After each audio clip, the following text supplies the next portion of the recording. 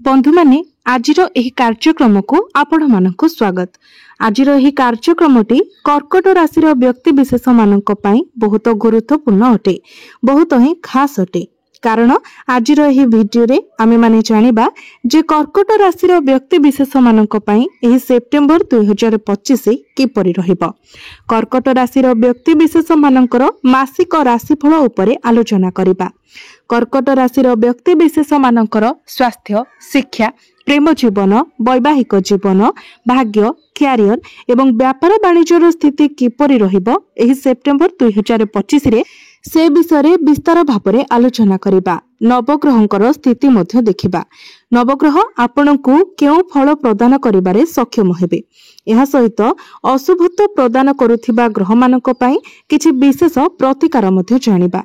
सेथिपई आपणकर जदि कर्कट राशि होइथाय तो वीडियोटी को स्किप न करी शेष पर्यंत निश्चय देखंतु एवं वीडियोटी को लाइक करी चैनल टी को सब्सक्राइब करी दियंतु।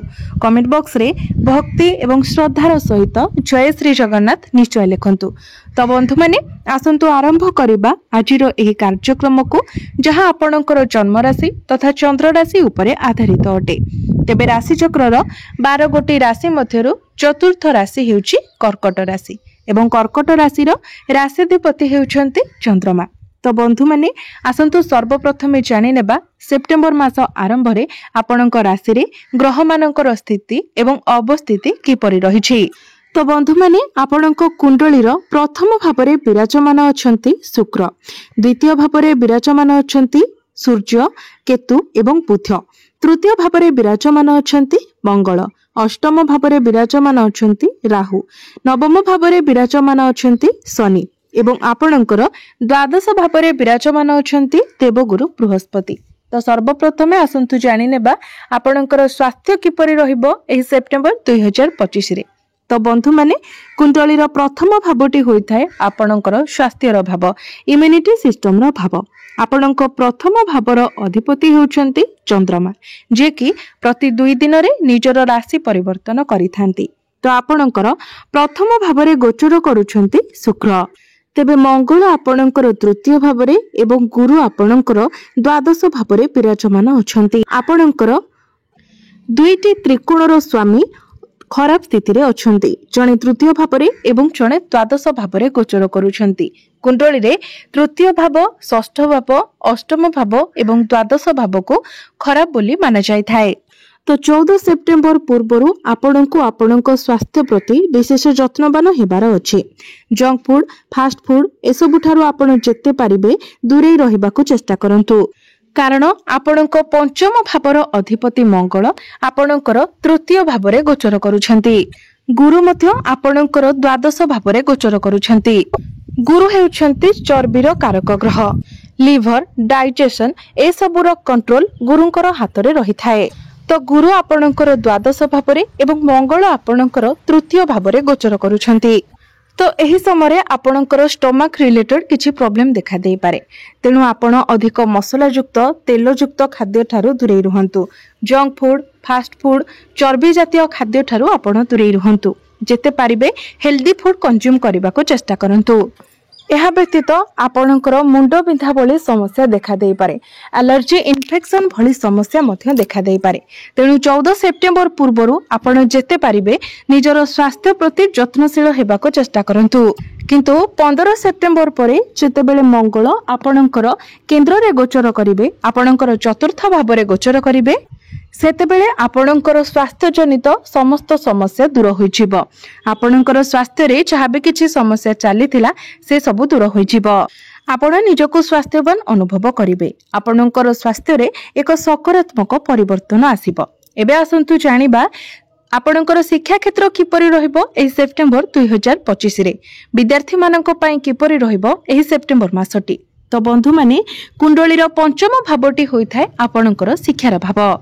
आपणक पंचम भावर अधिपति हेउछंती मंगल। मंगल आपणक कुंडलीर तृतीय भावरे गोचर करूछंती। 15 सेप्टेम्बर को बुध आपणकर तृतीय भाव को प्रवेश करिवे। तेबे पाठ पढ़ा सह जड़ित आपण जदि किछि डिसिजन नेबाकू चाहुचंती, किछि स्टेप नेबा पई चाहुचंती, तो 14-15 सेप्टेम्बर परे आपणक पई समय भल आसी जिवो। पाठपढ़ा रिलेटेड आपण जहाँ भी डिसीजन नेबा पई चाहुछंती 15 सेप्टेम्बर परे नेले आपणक पई भलो रहिबो। प्रथमे तो बुध आपणक कुंडली रे उच्चस्थ होइजिबे। द्वितीय रे मंगल केंद्र रे गोचर करिवे। अर्थात आपण जदि कोनोसी भी एडमिशन नेबा पई चाहुछंती, आपण किछि भी काम करिबा पई चाहुछंती तो 14-15 सेप्टेम्बर परे कले आपणको अधिक शुभफल प्राप्ति हेबो। तेबे आमे जदि मोटामोटी भाबरे देखिबा तो सेप्टेम्बर मासरे आपणकर पाठपढ़ा 80 ରୁ 90% भलो रहिबो। केवल गुरु जेहेतु आपणकर द्वादश भाबरे अछंती तेणु बेले बेले आपण कन्फ्यूज होई पारंती। तेणु आपण निजर मन को कंट्रोल करंतु, जेते पारिबे स्टेबल रहिबा पई चेष्टा करंतु, नचेत आपणकर पाठपढ़ा किंतु बहुत भलो रहिबो। एबे आसंतु जानिबा आपणकर प्रेम जीवन किपरि रहिबो एही सेप्टेम्बर 2025 रे। तो बंधु माने कुंडलीर पंचम भावटी आपणकर शिक्षार भाव हेबा सहित पंचम भावटी मध्य होइथाय आपणकर प्रेम जीवनर भाव। तो आपणक पंचम भावर अधिपति हेउछंती मंगल। मंगल आपणक कुंडलीर तृतीय भावरे गोचर करूछंती। शुक्र आपणकर प्रथम भावरे गोचर करूछंती। एहा परे 15 सेप्टेम्बर को शुक्र आपणकर द्वितीय भावरे गोचर करिवे एवं मंगल आपणकर चतुर्थ भावरे गोचर करिवे। तो प्रेम जीवन एही सेप्टेम्बर मासरे आपणकर बहुत भलो रहिबो। आपणकर बाणी रे मधुरता आसीबो। आपणकर कम्युनिकेशन स्किल बहुत भलो रहिबो। पूर्वरु आपणकर प्रेम जीवन रे जहाँ भी किछि समस्या लागि रहितिला से सब समाधान होइजिबो। आपणक मध्यरे जदि कथावार्ता बंद हो जाइथिला, कोनोसी प्रकारर मनांतर मतांतर होइथिला तो से सब किछि दूर होइजिबो। आपणक मध्यरे भलो पाइबा बढ़िबो, बुझामणा बढ़िबो। शुक्र आपणकर प्रथम भावरे गोचर करूछंती। तेणु आपण जदि सिंगल अछंती तो आपणको पार्टनर मिलिबार मध्य बहुत अधिक संभावना रहुछि। एही समय आपणकर काहा सहित फ्रेंडशिप होई पारे। एबे आसंतु जानिबा आपणकर वैवाहिक जीवन किपरि रहिबो एही सेप्टेम्बर 2025 रे। तेबे बंधु माने कुंडलीर सप्तम भावटी होइथाय आपणक वैवाहिक जीवनर भाव, आपणक जीवन साथीर भाव। आपणक सप्तम भावर अधिपति हेउछंती शनि। शनि आपणक कुंडलीर नवम भावरे गोचर करूछंती। तेबे नवम भावरे शनिकर स्थिति बहुत भलो रहुछि, कारण नवम भावटी बहुत शुभ स्थान होइथाय। एहा व्यतीत आपणकर जो शनि अढ़ई चलीथिला ताहा मध्य समाप्त होई सारिछि। जेतेबेले कि शनि अढ़ई चलीथिबा समय आपणकर वैवाहिक जीवन रे अनेक प्रकारर समस्या आसुथिला। आपणक जीवन साथीक स्वास्थ्य रे मध्य अनेक समस्या आसुथिला, किंतु वर्तमान से सब दूर होई जाइछि। तो वर्तमान आपणकर वैवाहिक जीवन बहुत भलो रहिबो। आपणक मध्यरे भलो पाइबा बढ़िबो, बुझामणा तालमेल बहुत भलो रहिबो। आपणक जीवन साथींकर प्रोफेशनल एवं पर्सनल लाइफ रे मध्य ग्रोथ आसीबो। आपणक जीवन साथींकर भाग्य रे मध्य उन्नति देखिबाको मिलिबो। तो वैवाहिक जीवन एही सेप्टेम्बर मासरे आपणकर बहुत भलो रहिबो। एबे आसंतु जानिबा सबुठारो गुरुत्वपूर्ण विषय वस्तु आपणकर भाग्य, क्यारियर एवं व्यापार वाणिज्यर स्थिति किपरि रहिबो एही सेप्टेम्बर 2025 रे। तो बंधु माने कुंडलीर नवम भावटी होइथाय भाग्यर भाव एवं दशम भावटी होइथाय क्यारियर भाव। आपणक नवम भाव अर्थात भाग्य भावर अधिपति हेउछंती देवगुरु बृहस्पति। गुरु आपणक कुंडलीर द्वादश भावरे गोचर करूछंती एवं आपणकर नवम भावरे गोचर करूछंती शनि। तेबे शनि आपणकर भाग्य भावरे गोचर करबा कारणरो प्रत्येक कार्य टिके विलंब देखादेबो। किंतु पूर्वरु आपणकर नवम भावरे राहु विराजमान थिले, जे कि अधिक विलंब कराउथिले। तेबे वर्तमान आपण जहा करबाको चाहुछंती, जदि किछि इन्वेस्टमेंट करबा पई चाहुछंती किंबा भाग्य सह संबंधित कोनोसी कार्य करबाको चाहुछंती ताहा आपण करिनियंतु। से कामको नेकी आपण अधिक चिंता करंतु नाही, ओभर थिंकिंग करंतु नाही, कारण अधिक चिंता करबा फलरे आपण कंफ्यूज। तेबे शनि जेहेतु आपणकर नवम भावरे अछंती तो कार्य टिके विलंब हेबो, किंतु कार्य कोनोसी बाधा विघ्न आसीबो नाही। तेनु आपण जहा भी करबा पई चाहुछंती सेही कामरे आगो को बढ़ंतु, परिशेषरे आपणकु सफलता ही मिलिबो। पूर्वरु जेतेबेले राहु आपणकर नवम भावरे थिले तो कार्य विलंब हेबा सहित कार्य अनेक बाधा विघ्न मध्य आसुथिला, मात्र वर्तमान कार्य टिके केवल विलंब हेबो, किंतु कोनोसी प्रकारर बाधा विघ्न आसीबो नाही। एबे आसंतु जानिबा आपणकर क्यारियर, आपणकर कार्य क्षेत्र किपरि रहिबो एही सेप्टेम्बर 2025 रे। तो बंधु माने दशम भावटी होइथाय क्यारियर भाव, कार्यक्षेत्र भाव। आपणक दशम भावर अधिपति होउछंती मंगल।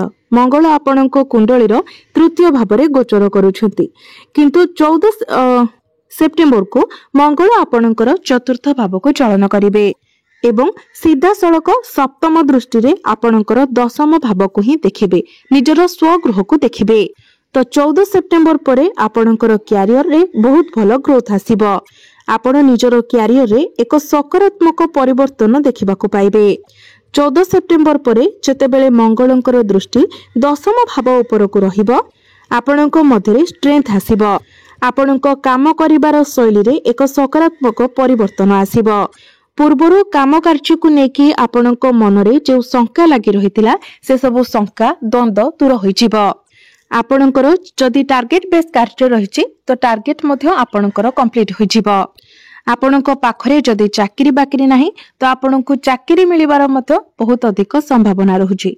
तेनु आपण निजर चेष्टा जारी रखंतु, कारण मंगल निजर स्वगृह को देखिबे, जहा फଳରେ आपणक मध्यरे कॉन्फिडेंस बढ़िबो। आपणक मध्यरे गोटे बहुत भलो स्ट्रेंथ आसीबो।